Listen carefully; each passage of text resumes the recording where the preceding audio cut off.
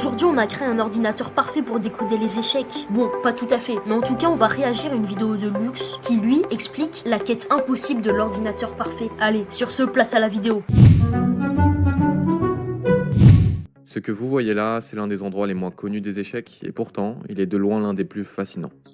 La première fois que je suis venu ici, j'ai été intrigué, mais j'ai surtout rien compris. C'est quoi ces courbes? Pourquoi il y a des positions qui défilent? Pourquoi Il y a un live Twitch, là, je comprends rien.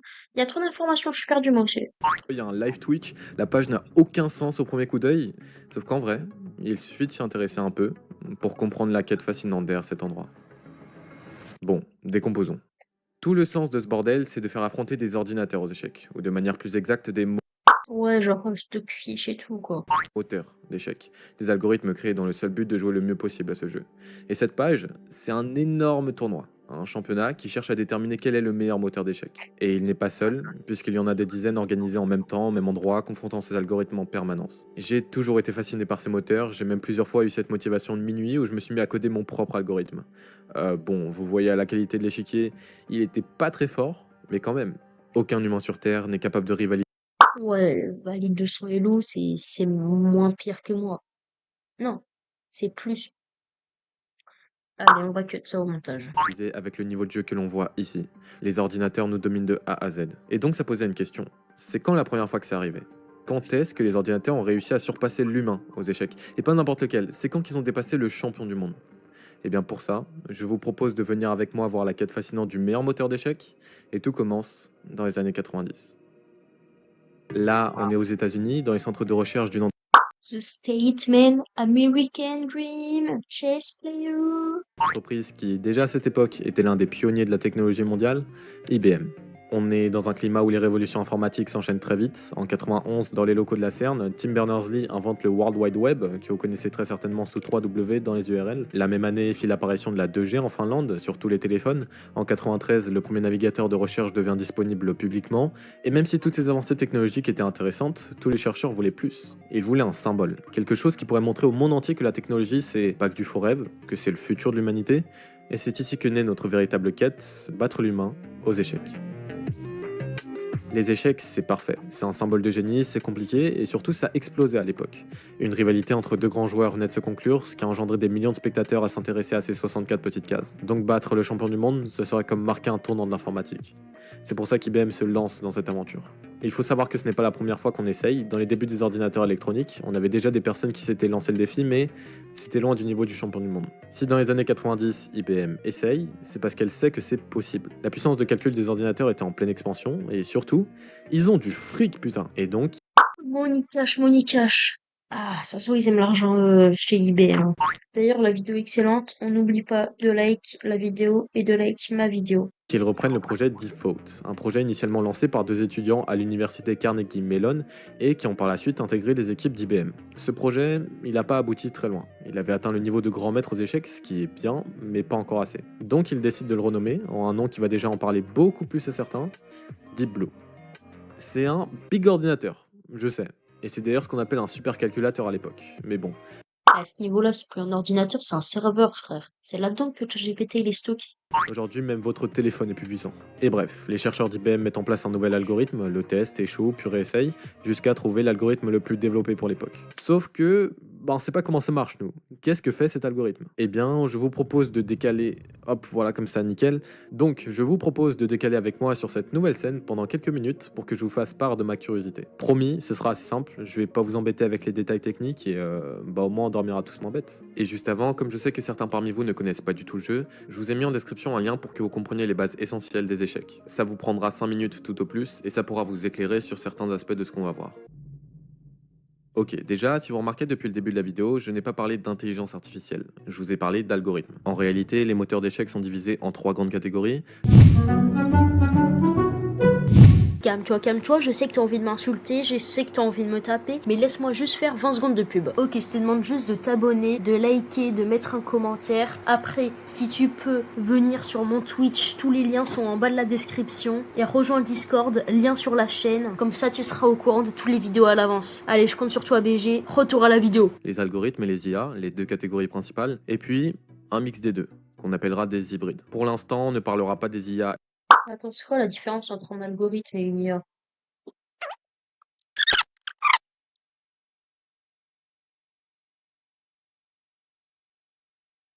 Un algorithme est une suite d'instructions fixes pour résoudre un problème tandis qu'une IA utilise des algorithmes capables d'apprendre à partir de données et de s'améliorer pour l'expérience. C'est ChatGPT qui l'a dit, hein, c'est pas moi. Faut liker la vidéo, faut laisser un commentaire, faut s'abonner à la chaîne. Et des hybrides, ils apparaîtront bien plus tard car, dans les années 90, le matériel technologique n'était pas assez puissant pour les entraîner. En tout cas, la grosse différence entre ces algorithmes et ces IA, c'est leur manière de raisonner. Un algorithme va effectuer des calculs de manière brute force, c'est-à-dire qu'il ne réfléchit pas, juste il teste tout comme un bourrin. Les IA, au contraire, vont réfléchir. Elles vont reconnaître des patterns, apprendre le jeu en lui-même, mais testeront moins de possibilités. Deep Blue, lui, fonctionnait par algorithme, donc on va se pencher sur cette partie-là d'abord. Clarifions déjà notre objectif. Ce qu'on attend d'un moteur d'échecs, c'est qu'on lui donne une position quelconque, qu'il utilise ce qu'il sait, pour, à la fin, nous donner le meilleur coup de la position, celui qui aura les meilleurs résultats sur le long terme. Donc, pour faire ça, on est obligé de réfléchir plus loin. Comme les humains, les moteurs d'échecs devront imaginer le futur et comprendre ce qui se passe après. Ces possibilités futures peuvent être représentées par un arbre, où le haut est le parent et les positions suivantes sont les enfants. Chaque point que vous voyez là est une position résultant de la position initiale. Donc, par exemple ici, en bougeant notre dame en E2, on bougerait sur cet enfant de l'arbre. Pour simplifier les explications, je représenterai un arbre avec très peu d'enfants. Mais il faut savoir que dans une position moyenne aux échecs, il peut exister une trentaine de coups différents, ce qui chargerait vite l'arbre inutilement. Chaque enfant de l'arbre crée donc d'autres enfants à partir d'une nouvelle position. J'ai pas trop suivi, là, j'ai pas trop compris, je dois vous avouer. J'ai juste entendu chaque enfant de l'arbre doit faire d'autres enfants. En résumé, ils sont consanguins, quoi. Comme les gens du Nord-Pas-de-Calais. Et donc les branches peuvent vite augmenter exponentiellement. On appellera une couche d'enfant une profondeur, donc par exemple ici, au deuxième enfant, on aura une profondeur de 2. Voilà, là vous avez les termes généraux qu'on utilise pour les moteurs d'échecs. Maintenant, on va vraiment comprendre le fonctionnement de ces algorithmes à partir de ce schéma. Maintenant qu'on a ces enfants et que notre algorithme va réfléchir en, disons, une profondeur de 2, l'ordinateur va devoir évaluer la position de chaque enfant. C'est-à-dire qu'à l'instant T, l'ordinateur doit nous donner un nombre, positif s'il pense que les blancs sont mieux, négatif s'il pense que les noirs sont mieux, et plus le nombre est élevé, plus la position est avantageuse pour le côté concerné. Cette fonction Ouais, genre, c'est, si j'ai bien compris, c'est la barre d'évaluation qu'il y a sur les parties, quoi. d'évaluation, c'est le gros enjeu de tous les chercheurs de l'époque, et même d'aujourd'hui, parce que évaluer une position de manière générale aux échecs, c'est compliqué. Si je vous donne cette position par exemple, comment savoir qui est mieux? Ou encore, si je vous donne une position plus compliquée, qui est mieux? En tant qu'humain, on a une intuition, sauf qu'un algorithme, il a besoin de concret. Donc, par exemple, l'ordinateur pourrait évaluer une position en fonction du nombre de pièces restantes. Si tu as plus de pièces, tu es mieux. Sauf qu'on est vite limité par cette évaluation, parce que là, vous voyez que j'ai toute mon armée qui a été capturée, sauf que l'échec et mat est inarrêtable. Donc je suis gagnant quand même. Et on peut le vérifier. Regardez, j'ai codé un algorithme qui joue en fonction du nombre de pièces restantes, et il se fait très vite battre, parce que son système d'évaluation n'est pas assez avancé. Sauf que c'est le critère le plus important. Si tu as la meilleure fonction d'évaluation, qui marche dans toutes les positions, tu as plus ou moins le meilleur algorithme. Donc les chercheurs ont essayé des astuces pour améliorer cette fonction. Par exemple, les humains savent qu'un roi roqué et en sécurité est très important. Donc, on peut aussi ajouter ça à notre critère d'évaluation. Est-ce que mon roi est roqué? Autre exemple. On sait que les pièces ont des valeurs différentes. La dame est beaucoup plus puissante qu'un pion car elle contrôle plus de cases. Donc, au lieu de regarder le nombre de pièces restantes, on peut assigner à chaque pièce une valeur et calculer le nombre de points total qu'on a. Dernier exemple que j'aime beaucoup, les joueurs les plus avancés savent que les pièces ont certes des valeurs prédéfinies, mais ces valeurs changent en fonction de où est la pièce sur l'échiquier. Regardez, un fou sur un coin de l'échiquier ne contrôle que 7 cases, alors qu'un fou au milieu en contrôle 13. Donc les pièces sont meilleures au milieu de l'échiquier. Et ben on fait une grille. Tu assignes à chaque case une valeur que tu ajouteras à celle des pièces et qui baisse. Et c'est pour ça que, comme je vous avais expliqué, les deux règles, faut prendre le carré magique et aussi, cavalier au bord, cavalier mort. Ou augmentera l'évaluation en fonction de la position de la pièce. C'est très intéressant, c'est une science de comprendre les critères d'évaluation des meilleurs algorithmes. Mais pour éviter de vous perdre plus que ça, on va reprendre notre joli petit arbre et enfin finir de comprendre comment marchent nos fameux algorithmes. Bon, du coup, on a notre système d'évaluation qu'on va utiliser dans chaque enfant de l'arbre. À chaque fois, cet enfant aura donc une évaluation associée, et l'objectif du moteur d'échecs, c'est de prendre toujours le meilleur coup, le meilleur enfant. C'est logique, c'est ce qu'on lui demande. Donc, comment on fait ça? Comment on départage les enfants pour savoir quel est le meilleur coup? Eh bien, c'est tout simple. Tu utilises ta fonction d'évaluation pour avoir un nombre, et tu prends l'évaluation la plus favorable pour le joueur. Par exemple, si on cherche à trouver le meilleur coup avec les pièces noires, et que notre algorithme trouve que sur cet enfant, on a une évaluation de plus 4 et sur cet enfant, une évaluation de moins 2, eh bien le meilleur coup va être l'évaluation de moins 2. Sauf que ces évaluations, vous vous doutez bien, sont variables. La suite de la branche va impacter l'évaluation initiale. Car si ici tu vois que c'est moins 2, mais que le coup d'après c'est mat en 1, bah c'est pas un bon coup. Donc en réalité, si l'évaluation de ce parent c'est -2, mais que l'évaluation de cet enfant c'est maths en 1, l'évaluation de ce parent n'est pas -2, mais bel et bien maths en 1. Cela implique que la profondeur à laquelle tu calcules, donc à quel point tu regardes dans le futur, va impacter l'évaluation. Tu sais pas, peut-être que dans 10 coups, il y aura maths. Et donc, vous avez maintenant la dernière pièce de puzzle des algorithmes. Pour trouver le meilleur coup, il faut trouver à chaque fois l'évaluation des enfants, puis trouver quel enfant a la meilleure évaluation. Par exemple, ici, on a un enfant A plus 1 et un enfant A plus 2. Donc, le meilleur coup pour les blancs à partir d'ici, ce sera l'enfant A plus 2, et donc l'évaluation du parent sera plus 2 aussi. Et on répète ce processus, on calcule tous les coups de tous les enfants à des profondeurs poussées de 11 ou 12 coups à l'époque, et ensuite on trouve la ligne, avec la meilleure évaluation, le meilleur chemin à emprunter, pour le côté qui essaye de s'en sortir. Bon, j'espère ne pas vous avoir perdu. En tout cas, vous comprenez maintenant le fonctionnement de ces algorithmes dans les grandes lignes. Par contre, vous vous doutez bien, ça prend du temps. Là, dans mes exemples, il n'y avait jamais plus de 2 enfants à évaluer, mais lorsqu'on prend les trentaines de coups disponibles en moyenne avec des profondeurs énormes et qu'on Wow, wow, wow, wow, il y avait trop d'informations là. Wow. calcule à chaque fois l'évaluation de chaque enfant, ça prend du temps et de la puissance de calcul. C'est pour ça qu'il y a aussi une partie optimisation que je ne vais pas vous expliquer maintenant, mais qu'on verra un peu lorsqu'on parlera des moteurs IA. Pour l'instant, je préfère revenir, hop, à notre histoire avec Deep Blue. Deep Blue est finalement mis en place par IBM et démontre très vite un niveau sans précédent. Il détruit tous les autres ordinateurs de l'époque, beaucoup de très bons vrais joueurs aussi, mais ce qui nous intéresse, c'est le boss final. Le meilleur joueur du monde en 1996, c'est ni plus ni moins que Garry Kasparov, qui est pour beaucoup considéré comme le deuxième meilleur joueur de tous les temps, et donc les deux camps organisent une rencontre à Philadelphie où ils vont jouer. Oh non, parce que déjà le deuxième meilleur joueur de tous les temps, c'est Magnus Carlsen, et le numéro un, c'est moi. Donc il ne peut pas être dans le top 2. 6 parties. Le monde entier est extrêmement attentif sur ce match car, bien qu'on ait réussi à faire plein de choses avec les ordi, il nous manquait ce symbole. Et donc Kasparov s'assoit normalement, mais au lieu de voir un joueur, il voit un ingénieur avec Deep Blue. Les joueurs commencent le match, et comme je ne suis pas là pour rentrer dans les détails des parties, Je ne rentrerai pas dans les détails des parties car elles sont très compliquées pour 99,9% des gens. J'expliquerai cependant les stratégies et les faiblesses de chacun durant le match qui sont, elles, très pertinentes pour la vidéo. Chapeau, chapeau. Chapeau, chapeau. Qu'est-ce que ça veut dire? Il veut me faire passer un message. Chapeau, chapeau. Je pense que c'est très pertinent. je vais me contenter de vous expliquer ce qui s'est passé. La première partie de leur rencontre est symbolique, parce que c'était la première fois qu'un ordinateur avait réussi à battre Kasparov en vraie partie. Deep Blue a gagné cette partie. C'était GG à l'ordinateur, hein. Il est super très intelligent. incroyable à l'époque. Kasparov était à l'apogée de son niveau, et pourtant, il a perdu.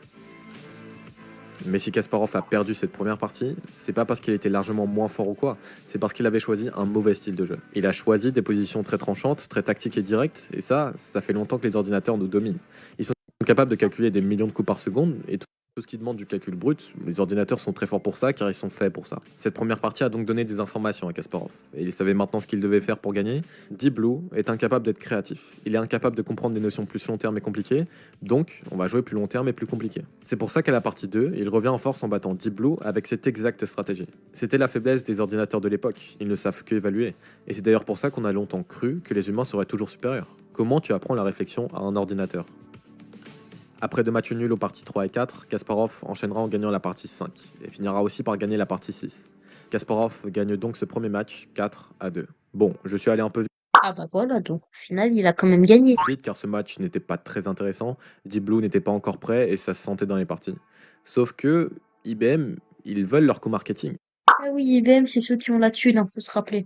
Et bien qu'ils aient réussi à battre Kasparov une fois, ils voulaient une revanche. Et donc on arrive en 1997. Ils savent ce qu'ils doivent améliorer, ils savent que leur souci c'est la compréhension profonde du jeu, et donc ils renomment leur nouveau programme en Deeper Blue. Ils ont amélioré leur vitesse de calcul avec une machine 2 fois plus grosse, ils ont aussi amélioré leur système d'évaluation et un élément dont on n'a pas encore parlé, l'arbre d'ouverture. Cet arbre, il est présent dans tous les moteurs d'échecs algorithmiques. En gros, on commence toujours dans la même position aux échecs. Et donc ça fait des siècles qu'on recueille les meilleurs coups, les meilleures variantes de toutes les réponses dans la phase du début de la partie, qu'on appelle du coup la phase d'ouverture. Comme les ouvertures sont denses et compliquées, donner ça aux algorithmes leur permet de faire moins d'erreurs et de jouer plus vite. Dès le début de la première partie, Kasparov emploie la même stratégie qu'avant de jouer long terme, et gagne. Hein. Deeper Blue faisait moins d'erreurs stratégiques qu'avant, mais était toujours moins fort que l'un des plus grands joueurs de tous les temps. Et on remarque ça très bien lorsqu'on regarde la partie 2, car cette fois-ci, on avait une position plus facile et plus directe, car il y a plus de lignes ouvertes, et il y a plus de possibilités tactiques. Donc, Deeper Blue a pu utiliser sa puissance de calcul pour gagner. Puis après, silence radio. Jusqu'à la partie 5. Ils n'ont fait que des égalités. Les scores étaient 2,5 à 2,5 et on ressentait pour la première fois une grosse résistance de la part de Deeper Blue. On ressentait pour la première fois un ordinateur capable de rivaliser avec Kasparov. Et à cette dernière partie 6, personne ne pouvait se douter qu'on allait voir l'une des histoires les plus controversées du monde des échecs. Kasparov décide, pour cette partie, de sortir Deeper Blue de son arbre d'ouverture. Il a joué une ligne rare, compliquée, et dans cette position, il propose à Deeper Blue de sacrifier son cavalier, ce qui, sur la fonction d'évaluation, est un coup très difficile. L'ordinateur a du mal à donner des pièces pour du long terme, son algorithme est codé comme ça. Et donc Kasparov s'attendait à ce que Deeper Blue revienne en arrière. Ouais, genre en fait, Kasparov, il a essayé de pré-shot ce qu'allait faire l'algorithme, sauf que l'algorithme a pré-shot que Kasparov allait le pré-shot. Sauf que non. Deeper Blue sacrifie son propre cavalier, tout comme un humain le ferait. Et la suite, c'est Kasparov qui perd. Très vite, en 19 coups seulement. Il s'est fait déchirer.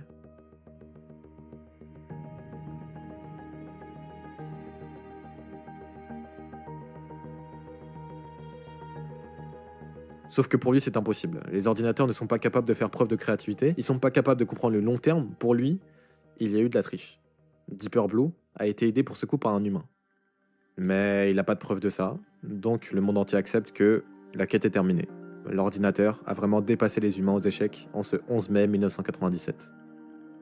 Et vous voulez savoir ce qui s'est passé à ce fameux sacrifice? Eh bien, c'était en réalité un bug. Oui, c'était un bug. Deeper Blue ne savait pas quoi jouer, il ne connaissait pas cette position dans son arbre d'ouverture, et s'il a joué ce coup, c'était de la pure. Donc peut-être que s'il n'y avait pas eu de bug, cette transition se serait faite un peu plus tard. Mais quoi qu'il en soit, à partir de là, le gouffre entre nous et ces algorithmes a continué de se creuser encore plus. Vous vous souvenez quand je vous ai parlé des moteurs IA et des moteurs hybrides?